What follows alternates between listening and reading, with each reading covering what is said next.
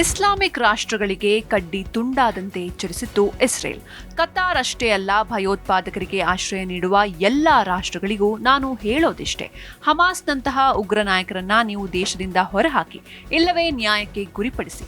ನೀವು ಈ ಕೆಲಸ ಮಾಡದಿದ್ರೆ ದಾಳಿಗಳ ಮೂಲಕವೇ ನಾವು ಅದನ್ನು ಸಾಧಿಸುತ್ತೇವೆ. ಬೆಂಜಮಿನ್ ನೆತನ್ಯಾಹು ಹೀಗೆ ಹೇಳಿದ ಕೆಲವೇ ತಾಸುಗಳಲ್ಲಿ ಸೆಪ್ಟೆಂಬರ್ 9ರಂದು ಹಮಾಸ್ ನಾಯಕರನ್ನ ಹತ್ಯೆಗೈಯುವುದಕ್ಕಾಗಿ ಕತಾರ್ನ ದೋಹಾದ ಮೇಲೆ ಇಸ್ರೇಲ್ ಹಠಾತ್ ದಾಳಿ ನಡೆಸಿತ್ತು. ಈ ದಾಳಿ ನಡೆದಿತ್ತು. ಇಸ್ಲಾಮಿಕ್ ರಾಷ್ಟ್ರಗಳ ನಾಯಕರೆಲ್ಲ ಕತಾರ್ನ ರಾಜಧಾನಿ ದೋಹಾಕ್ಕೆ ಆಗಮಿಸಿದ್ರು. ಇಸ್ರೇಲ್ನ ದಾಳಿಯ ವಿರುದ್ಧ ಒಗ್ಗಟ್ಟು ಪ್ರದರ್ಶಿಸಲು ತುರ್ತು ಸಭೆ ನಡೆಸಿದ್ರು. ಇದರಲ್ಲಿ ಪಾಲ್ಗೊಂಡಿದ್ದು 40ಕ್ಕೂ ಹೆಚ್ಚು ಅರಬ್ ಮತ್ತು ಇಸ್ಲಾಮಿಕ್ ದೇಶಗಳ ನಾಯಕರು. ನಾವೆಲ್ಲ ಚದುರಿದಂತೆ ಇದ್ರೆ, ಒಬ್ಬರಿಗೊಬ್ಬರು ದೂರ ಸರಿಯುತ್ತಲೇ ಇದ್ರೆ ಇಸ್ರೇಲ್ ನಮ್ಮೆಲ್ಲರ ಅಸ್ತಿತ್ವವನ್ನೇ ಹೊಸಕಿ ಹಾಕೀತು ಎನ್ನುವುದು ಸಭೆಯಲ್ಲಿ ಹೊರಹೊಮ್ಮಿದ ಆತಂಕ. ಈ ಕಾರಣಕ್ಕಾಗಿ ಇಸ್ರೇಲ್ ವಿರುದ್ಧ ಎಲ್ಲರೂ ಒಗ್ಗಟ್ಟಾಗಿ ಕಾರ್ಯಾಚರಣೆ ನಡೆಸುವ ತೀರ್ಮಾನ ಕೈಗೊಂಡ್ರು. ಬಹುತೇಕ ಕ್ರಿಶ್ಚಿಯನ್ ರಾಷ್ಟ್ರಗಳಿಗೆ ನ್ಯಾಟೋ ಇರುವಂತೆ ಇಸ್ಲಾಮಿಕ್ ನ್ಯಾಟೋ ರಚನೆಗೊಂಡ್ರೆ ಆಗ ಯಾರೂ ನಮ್ಮನ್ನ ಎದುರು ಹಾಕಿಕೊಳ್ಳೋದಿಲ್ಲ ಎನ್ನುವುದು ಈ ಸಭೆ ನೀಡಿದ ಧೈರ್ಯ. ಇಸ್ಲಾಂ ರಾಷ್ಟ್ರ ಟರ್ಕಿ ಸದ್ಯ ನ್ಯಾಟೋದಲ್ಲಿದ್ರೂ ಈಗದು ಇಸ್ಲಾಮಿಕ್ ಮೈತ್ರಿ ಸೇನೆಯ ಭಾಗವಾಗಲು ಬಯಸ್ತಾ ಇದೆ. ಇಸ್ರೇಲ್ ದಾಳಿ ವಿರುದ್ಧ ಒಂದಾದ ಇಸ್ಲಾಮಿಕ್ ರಾಷ್ಟ್ರಗಳು. ಕತಾರ್ ಮೇಲೆ ಇಸ್ರೇಲ್ ವಾಯುಸೇನೆ ನಡೆಸಿದ ದಾಳಿ ಬಳಿಕ ಸೆಪ್ಟೆಂಬರ್ 15ರಂದು ಕತಾರ್ನಲ್ಲಿ ಅರಬ್ ಮತ್ತು ಇಸ್ಲಾಮಿಕ್ ರಾಷ್ಟ್ರಗಳ ಶೃಂಗಸಭೆ ನಡೆಯಿತು. ಇದರಲ್ಲಿ Pakistan, Turkey, United Arab Emirates, Bahrain, Egypt, Jordan ಮತ್ತು ಮೊರಕ್ಕೋ ನಿಯೋಗಗಳ ನಾಯಕರು ಪಾಲ್ಗೊಂಡಿದ್ರು. ಇಲ್ಲಿನ ಎಲ್ಲರ ಧ್ವನಿಯು ಇಸ್ರೇಲ್ ವಿರುದ್ಧವೇ ಕೇಳಿಬಂತು. ಇಸ್ಲಾಮಿಕ್ ನ್ಯಾಟೋ ಬಂದ್ರೆ ಭಾರತದ ಮೇಲೇನು ಪರಿಣಾಮ?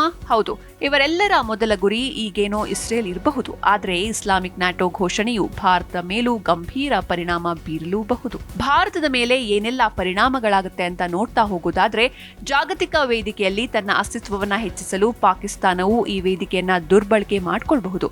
ಪಾಕಿಸ್ತಾನ ಹಿಂದೆ ಭಾರತದ ವಿರುದ್ಧ ತನ್ನ ಕಾರ್ಯಸೂಚಿ ಮುನ್ನಡೆಸಲು, ವಿಶೇಷವಾಗಿ ಕಾಶ್ಮೀರದ ವಿಷಯದಲ್ಲಿ ಹುಳಿ ಹಿಂಡಲು ಇಂಥ ವೇದಿಕೆಗಳನ್ನ ಬಳಸಿಕೊಂಡಿದೆ. ಉದಾಹರಣೆಗೆ, ಪಾಕಿಸ್ತಾನ ಇಸ್ಲಾಮಿಕ್ ಸಹಕಾರ ಸಂಘಟನೆಯಲ್ಲಿ ಭಾರತದ ಹೆಸರನ್ನ ಪದೇ ಪದೇ ಉಲ್ಲೇಖಿಸಿದ್ದಲ್ಲದೆ ಬಾಹ್ಯ ಮಧ್ಯಸ್ಥಿಕೆಗೆ ದುಂಬಾಲು ಬಿದ್ದಿತ್ತು. ಈ ಅರಬ್ ಇಸ್ಲಾಮಿಕ್ ನ್ಯಾಟೋಗೆ ಟರ್ಕಿಯು ಬೆಂಬಲ ನೀಡಿದೆ. ಇತ್ತೀಚೆಗೆ ಪಾಕಿಸ್ತಾನದ ಜೊತೆ ಹೆಚ್ಚು ಗುರುತಿಸಿಕೊಳ್ಳುತ್ತಿರುವ ಟರ್ಕಿ ಇಸ್ಲಾಮಾಬಾದ್ಗೆ ಸಾಕಷ್ಟು ಸಹಾಯ ಮಾಡ್ತಾ ಇದೆ. ಆಪರೇಷನ್ ಸಿಂಧೂರದ ವೇಳೆ ಭಾರತದ ವಿರುದ್ಧ ಹೋರಾಡಲು ಪಾಕಿಸ್ತಾನಕ್ಕೆ ಮಿಲಿಟರಿ ಉಪಕರಣ ಮಾತ್ರವಲ್ಲದೆ ಸಿಬ್ಬಂದಿ ಮತ್ತು ತಂತ್ರಜ್ಞರನ್ನು ಕೂಡ ಕಳುಹಿಸಿತ್ತು. ಅರಬ್ ಇಸ್ಲಾಮಿಕ್ ನ್ಯಾಟೋ ಘೋಷಣೆಯಾದ್ರೆ ಒಬ್ಬ ಸದಸ್ಯರ ಮೇಲಿನ ದಾಳಿಯನ್ನ ಎಲ್ಲರ ಮೇಲಿನ ದಾಳಿ ಎಂದೇ ಪರಿಗಣಿಸಲಾಗುತ್ತೆ. ಪಾಕ್ ವಿರುದ್ಧ ಭಾರತವು ಸರ್ಜಿಕಲ್ ಸ್ಟ್ರೈಕ್ ಅಥವಾ ಆಪರೇಷನ್ ಸಿಂಧೂರದಂತಹ ಸೇನಾ ಕಾರ್ಯಾಚರಣೆ ಕೈಗೊಂಡ್ರೂ ಮಿಕ್ಕೆಲ್ಲ ಇಸ್ಲಾಮಿಕ್ ರಾಷ್ಟ್ರಗಳು ಒಗ್ಗೂಡಬಹುದು. ಪಾಕಿಸ್ತಾನಕ್ಕೆ ಇಸ್ಲಾಮಿಕ್ ನ್ಯಾಟೋದಲ್ಲಿ ಸ್ಥಾನಮಾನಗಳು ಸಿಗೋದ್ರಿಂದ ಗಲ್ಫ್ ರಾಷ್ಟ್ರಗಳಿಂದ ಅಪಾರ ಆರ್ಥಿಕ ನೆರವು ಸಿಗಬಹುದು. ಈ ಹಣವನ್ನ ಪಾಕ್ ತನ್ನ ನ್ಯಾಟೋಗೆ ಬಳಸುತ್ತೋ ಬಿಡುತ್ತೋ, ಆದರೆ ಭಾರತ ವಿರೋಧಿ ಚಟುವಟಿಕೆಗಳಿಗಂತೂ ಸುರಿಯುತ್ತದೆ.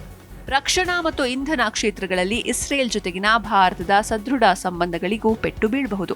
ಉದಾಹರಣೆ, ಪ್ಯಾಲೆಸ್ತೇನ್ ಇಸ್ರೇಲ್ ಸಂಘರ್ಷ ಶುರುವಾದ್ರೆ ಭಾರತ ಸಮತೋಲಿತ ನಿಲುವು ತೆಗೆದುಕೊಂಡಿದ್ರೂ ಈ ಗುಂಪಿನ ದೃಷ್ಟಿಯಲ್ಲಿ ಭಾರತ ಇಸ್ರೇಲ್ ಪರವಿದೆ ಎಂಬಂತೆ ತೋರಲೂಬಹುದು.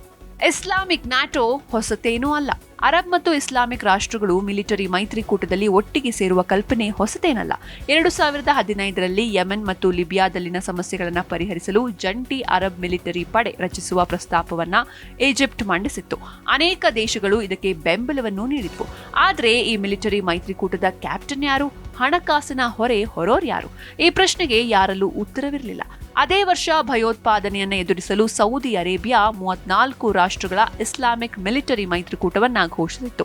ಇದನ್ನ ಅನೌಪಚಾರಿಕವಾಗಿ ಇಸ್ಲಾಮಿಕ್ ನ್ಯಾಟೋ ಅಂತಲೇ ಕರೆಯಲಾಯಿತು. ಎಲ್ಲ ಅಂದುಕೊಂಡಂತೆ ಆಗಿದ್ದಿದ್ರೆ ಅಂದು Egypt, Qatar, United Arab Emirates, Turkey, Malaysia, Pakistan ಮತ್ತು ಹಲವಾರು ಆಫ್ರಿಕನ್ ರಾಷ್ಟ್ರಗಳು ಈ ಒಕ್ಕೂಟಕ್ಕೆ ಸೇರಬೇಕಿತ್ತು. ಆಫ್ರಿಕಾದಲ್ಲಿನ ಭಯೋತ್ಪಾದನೆ ವಿರುದ್ಧ ಹೋರಾಡೋದು ಈ ಮೈತ್ರಿ ಸೇನೆಯ ಮೊದಲ ಟಾಸ್ಕ್ ಆಗಿತ್ತು. ಆದರೆ ಇರಾನ್ ಇದರಲ್ಲಿ ಭಾಗಿಯಾಗಲಿಲ್ಲ. ಕೆಲವು ಗಲ್ಫ್ ರಾಷ್ಟ್ರಗಳು ಅಮೆರಿಕಾದೊಂದಿಗೆ ಸುಮಧುರ ಸ್ನೇಹ ಹೊಂದಿದ್ರಿಂದ ಅವು ಹೆಚ್ಚು ಆಸಕ್ತಿ ತೋರಲಿಲ್ಲ. ಇಸ್ಲಾಮಿಕ್ ರಾಷ್ಟ್ರಗಳನ್ನ ಒಗ್ಗೂಡಲು ಅಮೆರಿಕ ಬಿಡೋದಿಲ್ಲ. ಹಾಗೆ ನೋಡಿದ್ರೆ ಅರಬ್ ರಾಷ್ಟ್ರಗಳಲ್ಲಿ ಇಂಥ ಮಿಲಿಟರಿ ಮೈತ್ರಿ ಈ ಮೊದಲು ಇತ್ತು. ಇದನ್ನ ಬಾಗ್ದಾದ್ ಒಪ್ಪಂದ ಅಂತಲೇ ಕರೆಯಲಾಗುತ್ತೆ. ಇದರ ಔಪಚಾರಿಕ ಹೆಸರು ಕೇಂದ್ರ ಒಪ್ಪಂದ ಸಂಸ್ಥೆ ಅಥವಾ CENTO. ದ್ವಿತೀಯ ವಿಶ್ವ ಯುದ್ಧದ ನಂತರ ಜಗತ್ತು 2 ಬಣಗಳಾದಾಗ ಸೋವಿಯತ್ ಒಕ್ಕೂಟವು ತಮ್ಮ ಪ್ರದೇಶದಲ್ಲಿ ಹಸ್ತಕ್ಷೇಪ ಮಾಡಬಹುದೆಂದು ಅರಬ್ಬರು ಭಯಪಟ್ಟಿದ್ರು. ಈ ಭಯವನ್ನ ನಿವಾರಿಸುವುದಕ್ಕಾಗಿಯೇ 1955ರಲ್ಲಿ ಈ ಮಿಲಿಟರಿ ಸಂಘಟನೆಯನ್ನ ರಚಿಸಲಾಯಿತು.